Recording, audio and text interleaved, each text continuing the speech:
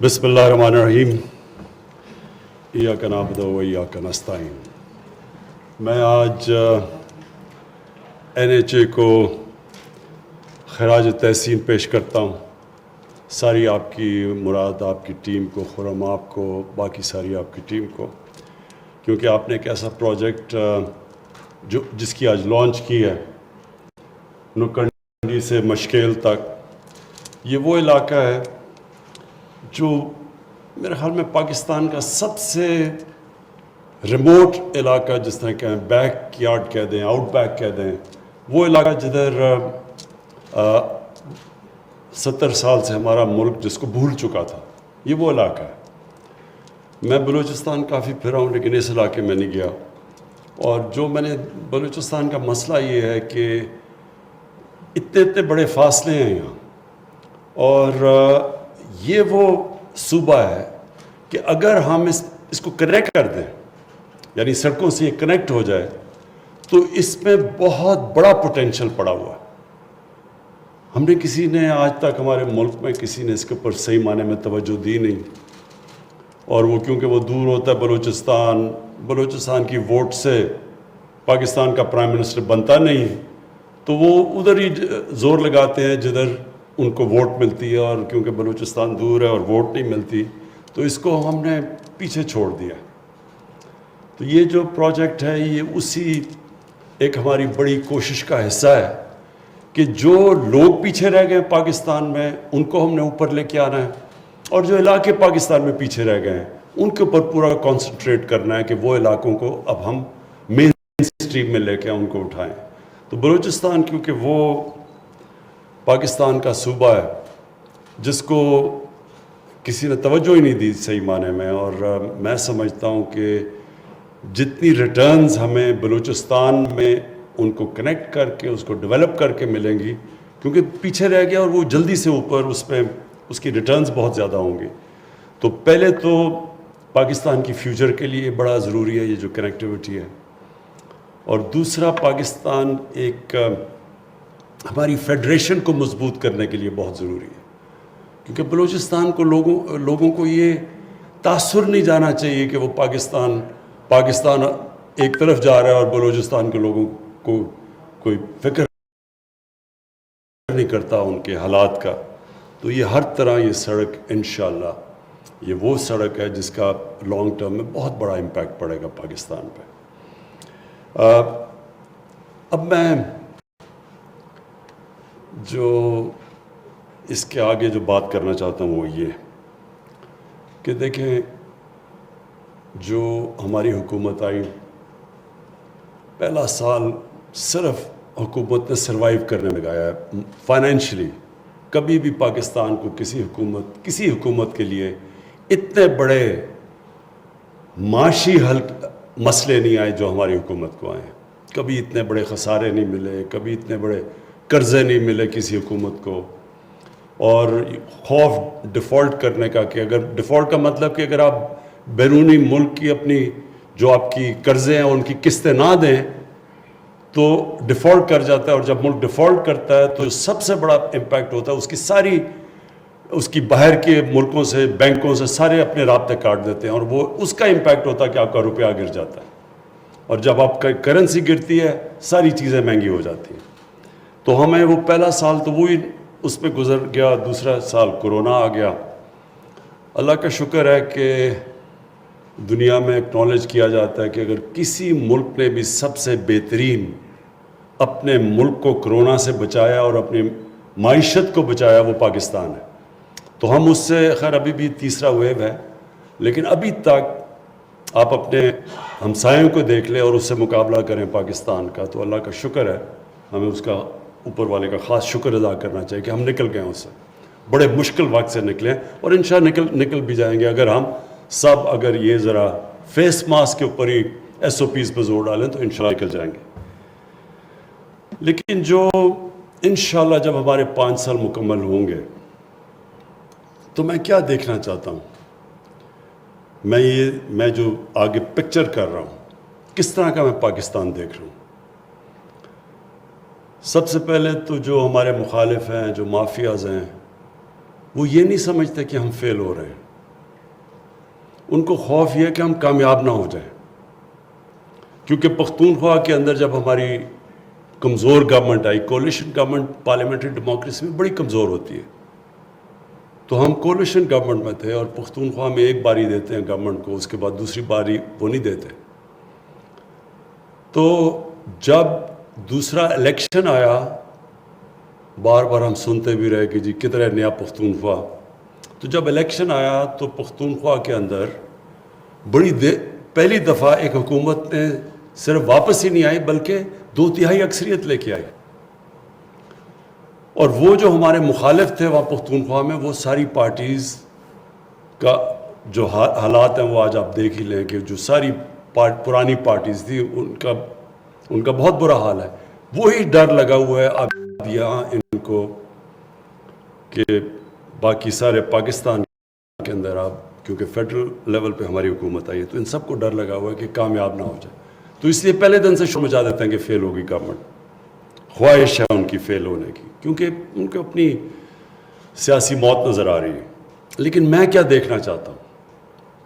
پہلے تو میں یہ دیکھنا چاہتا ہوں کہ 5 سال کے بعد ہمارے ملک کے اندر جو سڑکیں مراد سعید نے جو بات کی ہے بالکل کہ 6000 کلومیٹر کی اب ہمارے منصوبے بنے ہوئے ہیں، لیکن ان علاقوں کی سڑکیں جن میں جو پاکستان کو کنیکٹ کر دے گا، اس میں بلوچستان میں بہت زیادہ سڑکیں کبھی کسی گورنمنٹ نے اتنی سڑکیں بلوچستان میں نہیں بنائی جو ہمارے 5 سال میں انشاءاللہ بنے گی. اس کے علاوہ جو میں چاہتا ہوں کہ جو 2 چیزیں جس کے اوپر میں بار بار کہتا ہوں کہ ایک قوم جب عظیم قوم بنتی ہے تو اس کی بنیاد 2 چیزوں پہ رکھی جاتی ہے، اور یہ جب ہم مدینہ کی ریاست کی بات کرتے ہیں تو وہ 2 چیزوں کے اوپر وہ ایک ریاست کھڑی ہوئی تھی جو دنیا کی سب سے بڑا انقلاب آیا تھا دنیا کی تاریخ میں. تو ایک تو قانون کی بالادستی، اس مت بڑا سمپل ہے، تحریک انصاف کی تحریک، کہ سب انصاف کا مطلب سب قانون کے سامنے ایک برابر. جب قانون کے سامنے لوگ ایک برابر نہیں ہوتے تو وہ جنگل کا قانون ہوتا ہے، مائٹ از رائٹ. جو جنگل میں شیر کے اور کوئی قانون وہ جو مرضی چاہے کرے، پھر اس سے نیچے جو طاقتور ہے وہ جو مرضی چاہے، سب سے کمزور بچہ چھپتا پھرتا ہے. اس کو جنگل کا قانون کہتے ہیں. اور کبھی بھی ایک معاشرے نے ترقی نہیں کی جدھر قانون کی بالادستی نہ ہو. تو مدینہ کی ریاست میں سب سے پہلے خوشحالی آنے سے پہلے قانون کی بالادستی قائم کی گئی. اور یہ جو سارا شور مچا ہوا ہے آپ نے، یہ جو سارے مافیاز، کبھی کوئی مافیا کھڑا ہو جاتا ہے، کوئی بلیک میل کرتا ہے، اس کا صرف ایک مقصد یہ ہے کہ یہ اپنے آپ کو قانون کے اوپر رکھنا چاہتے ہیں. یہ بلیک میل کرنا چاہتے ہیں کہ ہم نہیں تو تمہاری گورنمنٹ گرا دیں گے، لیکن اگر ہمیں NRO نہ دیے یا پریولیجز نہ دی یا امیونٹی نہ دی. دوسری جس کی وجہ سے قوم اٹھتی ہے وہ ہے انسانیت کا نظام. فلاحی ریاست دنیا کی تاریخ میں پہلی دفعہ مدینہ کی ریاست بنی تھی. یہ جو 2 چیزیں ہیں یہ بنیاد ہیں، باقی بھی چیزیں ہوتی ہیں، لیکن قوم نے اگر اٹھنا ہے تو اس میں یہ 2 کوالٹیز ہونی چاہیے. اس کے بعد وہ آٹومیٹکلی جب قوم کے اندر انسانیت کا نظام آتا ہے تو وہ اپنے لوگوں کی تعلیم بھی دیتی ہے، بچوں کو تعلیم دیتی ہے، وہ سب کچھ کرتی ہے. لیکن سب سے پہلے اس میں رحم ہونا چاہیے کہ کمزور طبقے کو ہم نے اوپر لے کے آنا ہے. اب آپ کے سامنے مثال ہے، ایک طرف ہندوستان ہے، دوسری طرف چائنا، 2 ملک جن کی 1 ارب سے زیادہ آبادی ہے. 35 سال پہلے چائنا اور ہندوستان تقریباً ایک ہی جگہ پہ کھڑے تھے، صرف 35 سال پہلے. آج چائنا کدھر ہے اور ہندوستان کدھر ہے؟ کیا فرق ہوا ان دونوں میں؟ چائنا کے اندر لیڈرشپ آئی جس نے طاقتور کو قانون کے نیچے لے کے آئے. 450 وزیروں کو انہوں نے جیلوں میں ڈالا کرپشن پہ. اس سے جو سرکاری نوکر تھے وہ تقریباً کوئی لاکھ سے اوپر تھے، لیکن صرف وزیروں کو، منسٹیریل لیول کے لوگوں کو 450 کو جیل میں ڈالا. قانون قائم کیا انہوں نے کہ طاقتور کو قانون کے نیچے لے کے آئے. اور دوسری چائنا نے کیا چیز کی جو دنیا کی تاریخ میں نہیں ہوئی؟ انہوں نے اپنے غریب طبقے کو اوپر اٹھایا. دنیا کی تاریخ میں یہ نہیں ہوا کہ 70 کروڑ لوگوں کو انہوں نے پچھلے 30 سال میں غربت سے نکال کے اوپر لے آئے. اور ابھی چائنیز پریزیڈنٹ نے اناؤنس کیا کہ ہم نے غربت ایکسٹریم پاورٹی ختم کر دی ہے چائنا میں. ہندوستان میں دیکھیں کتنے وزیروں کو انہوں نے جیلوں میں ڈالا. اور پھر غربت دیکھیں, سب سے زیادہ امیر اور غریب میں ہندوستان میں فرق ہے. تو اوپر آنے کے لیے یہ ریکوائرمنٹس ہیں دو جو کہ مینا کی ریاست میں. تو میں کیا دیکھنا چاہتا ہوں پاکستان میں 5 سال کے بعد؟ میں یہ دیکھنا چاہتا ہوں کہ یہ جو بڑے بڑے مافیاز ہیں ان ساروں کو قانون کے نیچے لے کے آؤں. ان کو پہلی دفعہ پاکستان میں رول آف لا قائم کریں. رول آف لا کا مطلب ہوتا ہے قانون کی حکمرانی. جو جنگل کا قانون ہے اس میں طاقت کی حکمرانی ہوتی ہے. اگر کسی نے کلاسک اگزامپل دیکھنا پاکستان میں کیا ہوا 90 کی دہائی میں, 88 میں پیپلز پارٹی پاور میں آئے, آصف زرداری سیدھا پرائم منسٹر ہاؤس. 90 میں پیپلز پارٹی جاتی ہے, Asif Zardari prime minister house سے سیدھا جیل میں کرپشن پہ. 93 میں نون لیگ جاتی ہے, پیپلز پارٹی پھر پاور میں آتی ہے, وہ جیل سیدھا پرائم منسٹر ہاؤس. اور 96 میں جیسی پیپلز پارٹی جاتی ہے وہ پرائم منسٹر ہاؤس سے سیدھا جیل میں. تو وہ قانون کی حکمرانی نہیں تھی, طاقت کی. جب طاقت میں آؤ سارے کیسز ختم. جیسی آپ طاقت سے جاؤ سیدھا واپس جیل میں. تو یہ قانون نہیں ہے. تو یہ جنگ لڑی جا رہی ہے, تحریک انصاف, قانون کی جنگ. تو یہ میرا سب سے بڑا ہے کہ انشاءاللہ بڑے بڑے مافیاز کو قانون کے نیچے لے جائیں گے. یہ میرا پہلا آبجیکٹو ہے. اور دوسرا آبجیکٹو یہ ہے کہ جو اپنے کمزور طبقے کو ہم ایسا اٹھائیں گے جو کبھی پاکستان میں پہلے نہیں اٹھایا. مثلا سب سے زیادہ پرابلم ہوتا ہے لوگوں کو جب ایک غریب گھرانے میں بیماری ہوتی ہے. شوکت خان ہم اس لیے بناتا ہے غریب آدمی کو. جب کیسر میں دیکھا تو میں نے سوچا کہ ہم اتنا مہنگا علاج ہمارے لیے اتنا مشکل ہے, تو اس غریب گھرانے میں کیا ہو رہا ہوگا. اسی طرح جو اب ہمارے 2 صوبوں کے اندر جدھر ہماری حکومت ہے ہیلتھ کارڈ لے کے آئے ہیں, یہ انقلاب ہے. یہ میں آج آپ کو کہہ رہا ہوں کہ 5 سال کے بعد آپ دیکھیں گے کہ پرائیویٹ سیکٹر ہاسپٹلز بنا رہا ہوگا دیہاتوں کے اندر. ادھر بلوچستان کے علاقوں میں بنا رہا ہوگا, کیونکہ وہ بھی ہیلتھ کارڈ, وہ بھی ہیلتھ انشورنس لے کے آ رہے ہیں بلوچستان میں. اب تک کیوں نہیں جاتا تھا پرائیویٹ سیکٹر گاؤں میں, دیہاتوں میں؟ کیونکہ ان کے پاس پیسہ نہیں تھا اس کے لیے. اب سب کے پاس ہیلتھ کارڈ ہوگا. تو پرائیویٹ سیکٹر پہلی دفعہ ایک پاکستان کے اندر ہسپتال بنائے گا. یہ آپ دیکھتے رہیں کہ یہ آغاز نے کر دیا ہے. پختونخوا کے اندر سب شہریوں کو ہیلتھ کارڈ مل گیا, ہر خاندان کو. پنجاب کے اندر اس سال کے آخر تک سب شہریوں کو ہیلتھ کارڈ مل جائے گا. دوسری چیز یہ جو ایک پاکستان میں عذاب انگلش میڈیم, اردو میڈیم, دینی مدرسے, یہ پہلی دفعہ ایک کورس سلیبس پاکستان میں لے کے آ رہے ہیں. اگر انگریزی میں آئی ٹی کے لیے انگریزی چاہیے تو سب بچوں کو انگریزی پڑھائیں. یہ کیا کہ صرف ایک طبقے کو انگریزی اور اچھی نوکریاں. یہ پہلی دفعہ آ رہا ہے پاکستان میں بڑی مشکلوں سے. اور میں اپنے فیڈرل ایجوکیشن منسٹر کو داد دیتا ہوں, شفقت محمود کو. انہوں نے بڑی کنسلٹیشنز کر کے ایک کورس سلیبس لے کے آ رہے ہیں جو سب ڈیولپڈ ممالک کے اندر ہر جگہ ایک ہی چیز ہوتی ہے, ایک کورس سلیبس ہوتا ہے, پھر ایکسٹرا سبجیکٹس ہوتے ہیں جو کہ ڈفرینٹ سکولز پڑھاتے ہیں. اور پھر جو ہماری کوشش ہے فلاحی ریاست بنانے کی, پناہ گاہ, ہر جگہ جدھر مزدور جاتے ہیں ہماری کوشش ہے کہ وہاں ایک پناہ گاہ ہو کہ مزدور آ کے مفت ٹھہر سکیں, ان کو کھانا دے سکیں, ان کو اچھی رات سو سکیں, ان کو کرایہ نہ دینا پڑے, ان کو کھانے پہ پیسے خرچ نہ کرنا پڑے, تاکہ جو بھی پیسہ بچے وہ اپنے گھر بھیج سکیں. یہ ایک انشاءاللہ سارے پاکستان میں ہماری کوشش ہے جال پھیلے پناہ گاہ کا. اور دوسرا انشاءاللہ یہ جو ہماری کوشش ہے اب کہ ہماری ٹرک چلے جن کے اوپر کچن بناؤ, ہر غریب علاقے میں جائیں کہ کوئی بھوکا نہ سوئے, کہ بنیادی چیز پہ غریب علاقوں کے اندر لوگوں کے پاس کھانا ہم پرووائڈ کر سکیں.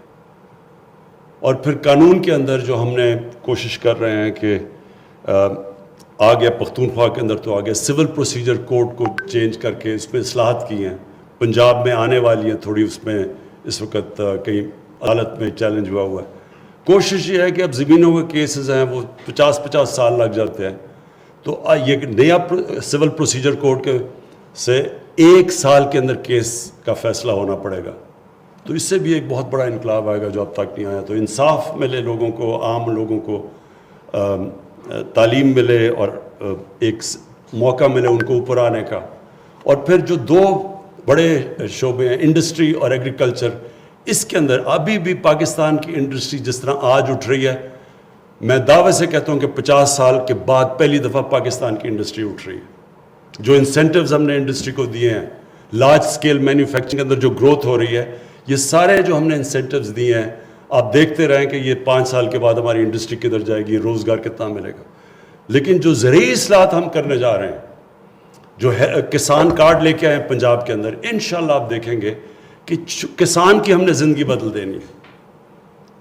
اور ڈائریکٹلی اس کو سبسڈی, ہمارے تقریباً 65% کسانوں کی 5 ایکڑ سے کم زمین ہے, تو ان کو ڈائریکٹ ہم سبسڈائز کریں گے, ان کے کھادیں دیں گے, ان کو کریڈٹ پہنچائیں گے, اس کو امپاور کریں گے. اور غربت کم کرنے کا یہ سب سے بڑا طریقہ ہے کہ چھوٹے کسان کی مدد.